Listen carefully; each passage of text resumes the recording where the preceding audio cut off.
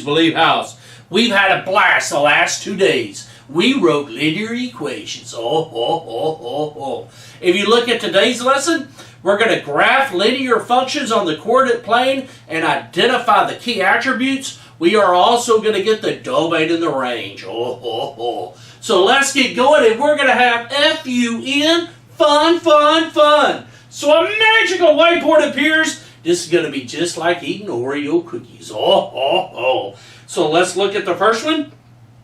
This is your warm-up. Notice what the TEAC says. Graph linear functions on the coordinate plane and identify key features, including the x-intercept. Remember, the x-intercept is also called the 0, and it's going to be written as a number, comma, 0.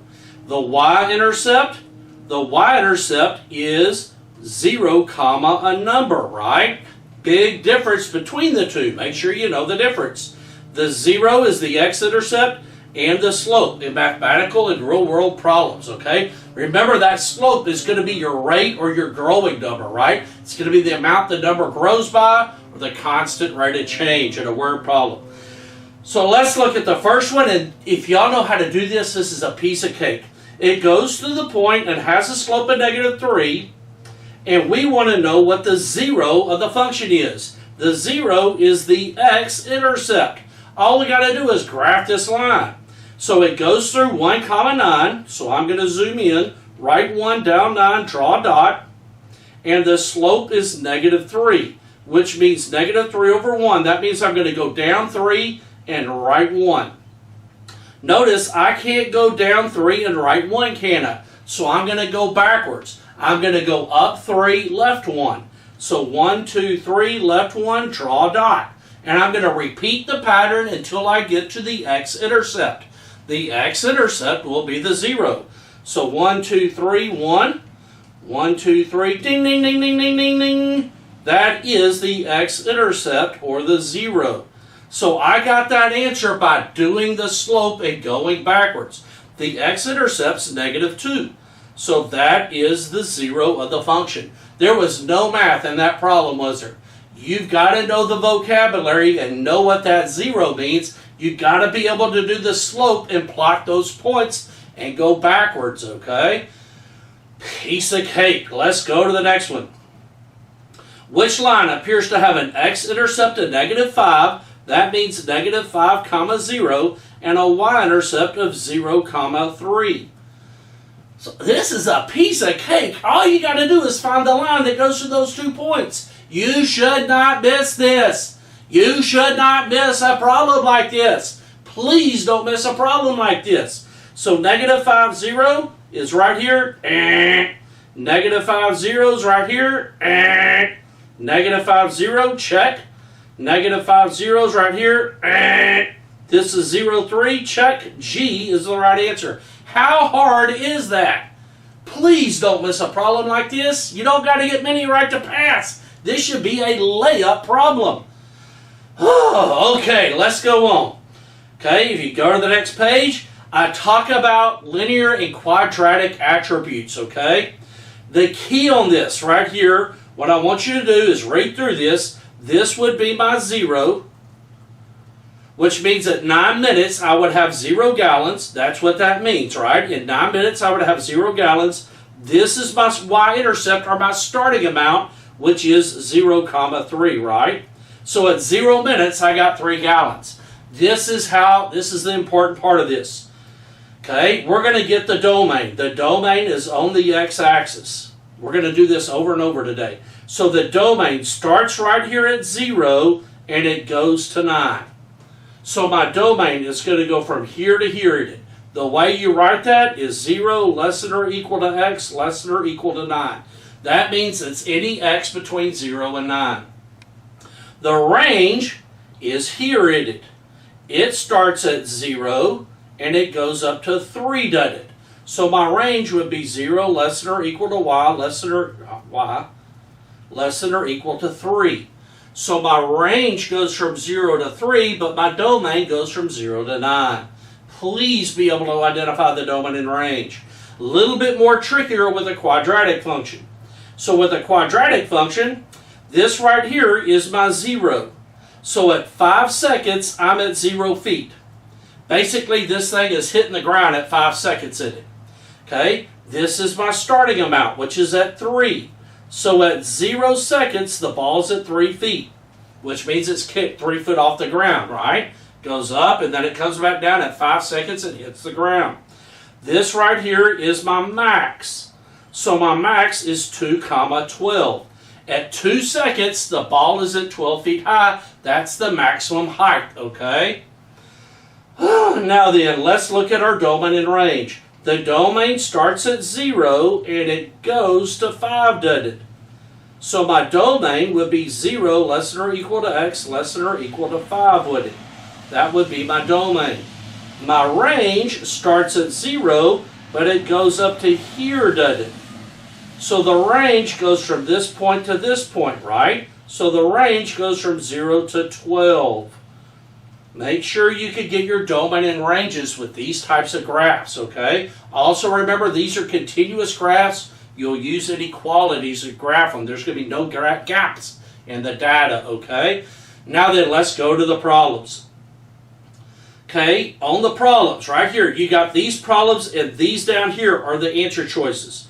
So just put A, B, C, D, E, and F. Okay, so we're going to match up these problems to the answer choices. Some of this is with graphs, and some of it's with domain and range. Y'all didn't do good on domain and range, so we're hitting this again, okay? Let's do the graphs first, okay? So on the graphs, this is going to be pretty simple. The domain goes from 0 to 8, right? And the range goes from 0 to 3, right? So let's see if we can get this. 0 to 3 and 0 to 8. 0 to 3 and 0 to 8. Or 0 to 8, 0 right here. So this right here is going to be A in it. So just put an A up here. Got it? So we got our choice A, don't we? I'm going to box it, okay? That way I know I don't do it. Let's do the other graph. Okay, so the other graph, it starts at 0 and goes to 2. So my domain goes from 0 to 2, doesn't it? My range is going to go from 0 all the way up to 8. So my range goes from 0 to 8, doesn't it? So 0 to 2 and 0 to 8. 0 to 2, 0 to 8, this is C in it. So I'm going to box this one. Got 4 left and I got 4 problems, right? Pretty simple stuff, okay? Let's do this one. We got 12. Oh, let's go up here. We got 12 bottles of water and it costs $35.50 and we got 28 bucks to spend, right? Okay, the amount of money Marcus has left to spend depends on Y depends on X. So put X and Y. X is the number of cases and Y is the money. Okay, so at, let's say 12 cases, he's got 28 bucks. Okay, and then it costs $28 to spend on water. The amount of money left depends on the number of cases of water he has purchased. So let's switch this and let's put 0. If he purchases 0 water, he has $28. If he purchases 1, it's going to go down $3.50. That's going to be $24.50. If he purchases 2, that's going to be $21. If he purchases 3, that's going to be $17.5. And if he purchases 4, that's going to be 13 bucks, okay? Or it's going to be $14, I'm sorry. Now then, this is what's going to happen. He's not going to have a continuous function, is it? So the numbers are going to skip, right? It's going to go from 0 to 1 to 2 to 3 to 4. And this is going to go down until 12 in it. The range is going to go down until it gets to 0 in it. Now then, let's look and see if we can get our choices. But remember, the range goes from small to big. So let's go to our answer choices. And this right here matches up, doesn't it? Okay? So this is the amount of money, and this is the number of cases, right? So this F is going to be my domain and my range in it. Notice it's not continuous. You don't use inequalities on this one, right? So this choice right here would be F. And let's go down to here and box this. So now we got B, D, and E left, okay? Let's go to the table. Okay? I'll let it clear up. Let it clear. Okay, the height of the bubble can be modeled by a quadratic function. The bubble pops after 5 seconds. This is going to be continuous. This is going to start it. Basically, it's going to look like this. It zeros at 6, and then it goes up, and then it pops, okay? Basically, it looks something like this, okay? So this right here is my domain. So my domain goes from 0 to 5. My range, the smallest range is 3.5, and the biggest is 8. So the range goes from 3.5 to 8. Let's see if we can find that.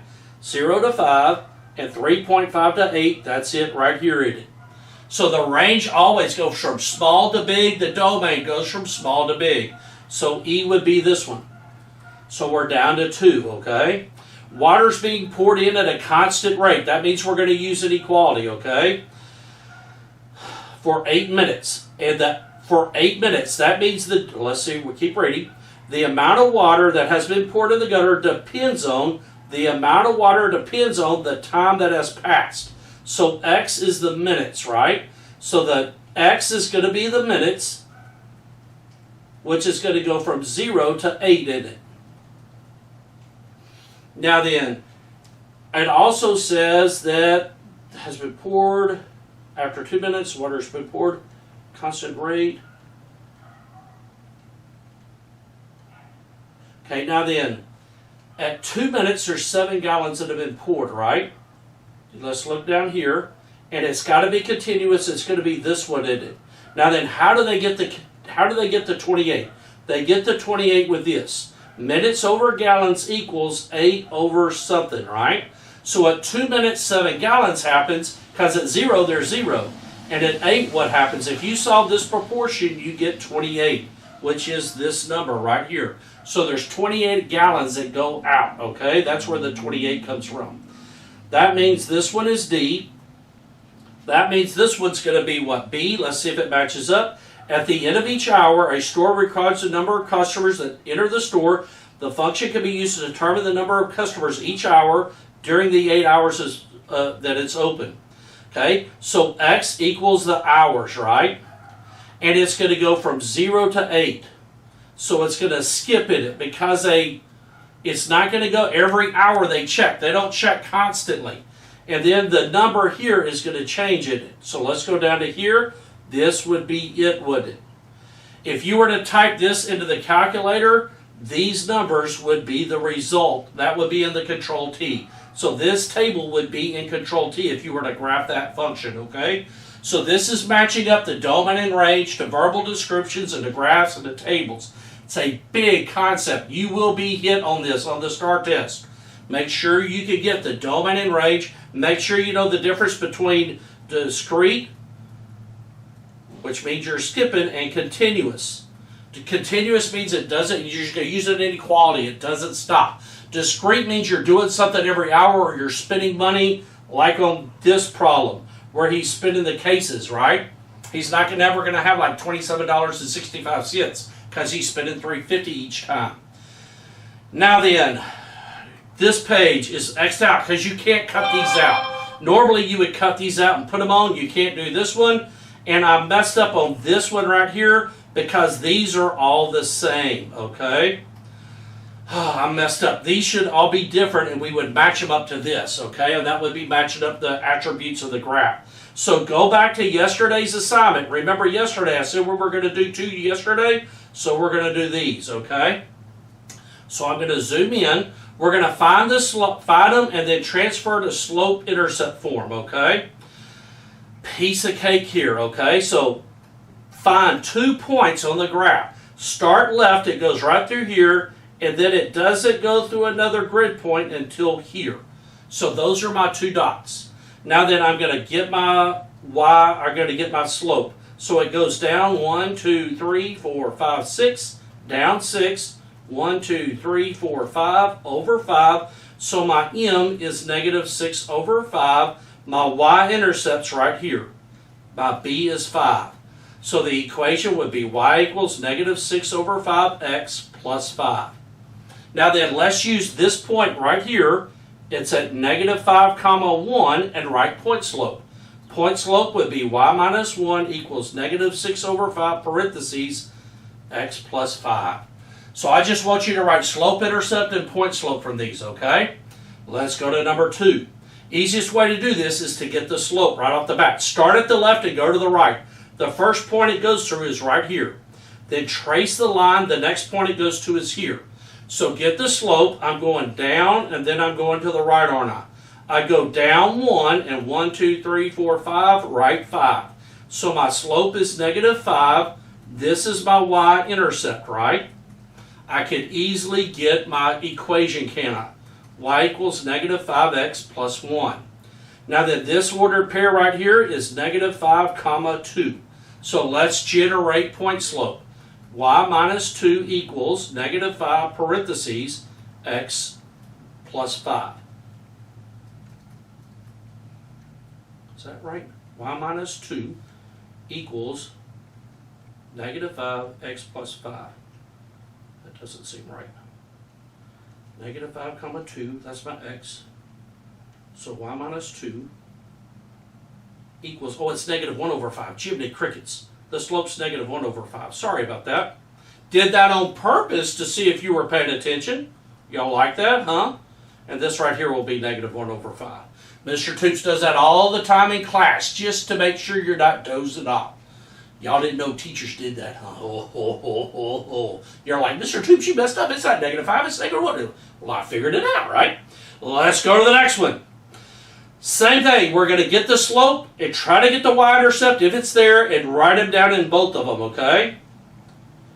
Now that we want standard form, so we're going to write point slope and then go to standard. This is going to be a little bit more difficult. So right here, I know that the equation goes through here, here, and here. Notice my slope is negative 1. And let's just pick a point. I'm going to pick this point. It's going to be 1 comma 2. Now then, I'm going to put this in a point slope. You can pick any point you want. You can pick the y-intercept if you want, because that'll be easier, 0, 3, right? Let's do this, though. Y minus 2 equals 1 parentheses x minus 1. We need to switch this to ax plus by equals c. So I'm going to distribute the 1, move over the 2, y equals x plus 1, and then move that x over, right? And then switch everything. Ding, ding, ding, ding, ding, ding. That's standard, okay? So you get the point slope and you just switch it. The number has to go to, this number has to go to the right and the x has to go to the left. That's all you got to do.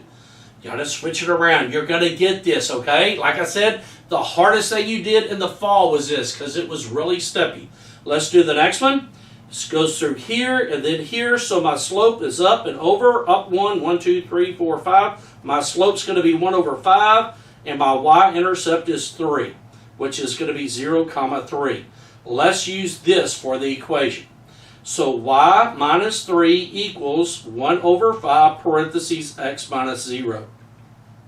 So I'm going to get y minus 3 equals 1 over 5x, 1 over 5 times 0, 0. Move the 3 over. Remember, when you do that, it's just going to switch signs. Now then, I have a fraction, don't I? Get rid of the fraction by distributing the denominator. So I get 5y equals x plus 15. Now I don't have a fraction, do I? Now I need to move that x to the left. And like I said, this is really steppy. And then since my x is negative, I'm going to switch everything. Ding, ding, ding, ding, ding. I got my standard, okay? Piece of cake. Hopefully they're giving you mx plus b because that's a piece of cake on this, okay? If they give you standard, you got to use point slope and switch it, okay? Let's go to the next one. Okay, the way you get slope is to go up or down and to the right. That's the way you get the slope. So you would go up and to the right, or you would go down and to the right. You count those dots and get your slope. If you go up, it's positive, positive. If you go down, it's going to be a negative in it. So that's how you get the slope. You go from left to right, you get 2 dots, you go up or down and to the right, that gives you the slope, okay? Turn the page. Find the slope of each table. Pick one of the points, transfer them to point slope and to slope intercept, okay? So let's find the slope. I like finding the slope just by using the table. We're not going to use the formula on this. I'm going to pick the smallest 2 points. So the smallest 2 numbers are here and here. This will be my y minus y. This will be my x minus x. If I go from 2 to negative 1, I'm going backwards. I'm going negative, aren't I? The distance from 2 to negative 1 is negative 3. And the distance from 2 to 4 is a positive 2. So my y minus y over x minus x is going to be negative 3 over 2. That's my slope. Now that I'm going to write point slope, and I'm going to use this point because it's 2 and 2. So y minus 2 equals negative 3 over 2, parentheses x minus 2. Ho, ho, ho, ho, ho. Now that I'm going to transform to point slope. So I'm going to write down y minus 2 equals negative 3 over 2, parentheses x minus 2. I'm going to distribute the negative 3 over 2. Y minus 2 equals negative 3 over 2x. A negative times a negative is a positive. 2 times 3 divided by 2 is 3. Now then, I just need to move over the 2, don't I? I'm going to move that 2 to the 3, aren't I? So y equals negative 3 over 2x. 3 plus 2 is 5. Ding, ding, ding, ding, ding. I got my y-intercept for. Oh, F-U-N, fun, fun, fun. Just like eating an Oreo cookie. Oh, oh, oh, oh, oh. So let's keep going. 2 more to do. Okay, pick the smallest 2. I would pick these 2. Okay. So from negative 7 to negative 5, I'm getting bigger and I'm moving 2. So a positive 2. From negative 4 to positive 4, I'm getting bigger and I'm going to move 8. So my y minus y over x minus x is going to be 2 over 8, which is going to be 1 over 4. And then looking through this, I'm going to pick this as my x and y. So y plus 5 equals 1 over 4, parentheses x minus 4. I got my point slope, don't I? Remember, you got to have to write point slope. You're going to have to write mx plus b. You might have to write standard. We're not just getting mx plus b. You've got to be able to get all 3 of those equations. Now then, let's go over here, write down the equation. And I'm going to transform it to slope-intercept. I'm going to distribute the 4. Y plus 5 equals 1 over 4x. Negative times a positive is a negative. 4 times 1 divided by 4 is 1. And then I just need to move this 5 over. So y equals 1 over 4x minus 6. Ding, ding, ding, ding, ding, ding, ding, ding. If I were to graph that equation and hit Control-T, I would get that table. Got it? Okay. You got to be able to graph solve for y. You got to have to graph it. You got to solve it for y to graph, okay? Go to the next one, the last one of the day. This is so sad. This is like the last Oreo cookie in it. No more Oreos after this. Oh, so sad. So we're going to pick a point here. I'm going to pick this one. You can pick any point you want. It's going to give you the same numbers or the same ratio because it's a constant rate of change. So this right here is going to be my y minus y. This will be my x minus x. From 1 to negative 1, I'm getting smaller, aren't I? So I'm going backwards. I'm going to negative 2. From 12 to 15, I'm going forwards. I'm going positive 3. So my slope, y minus y over x minus x, is going to be negative 2 over 3. Ho, ho, ho, ho, ho. Now that we're going to write point slope, I'm going to use this one because they're both positive. So y minus 1 equals negative 2 over 3, parentheses x minus 12. Yay! That is a blast in it. Isn't that fun? So much fun. Yeah. Mr. Toops loves point slope. Ho, ho, ho, ho, ho. Okay. Going on, continuing on, we're going to transform it to y-intercept. Isn't this fun? Yeah. This is so much fun. So the next say F-U-N, fun, fun, fun. So we're going to take this negative 2/3 and distribute it. Okay? Wow.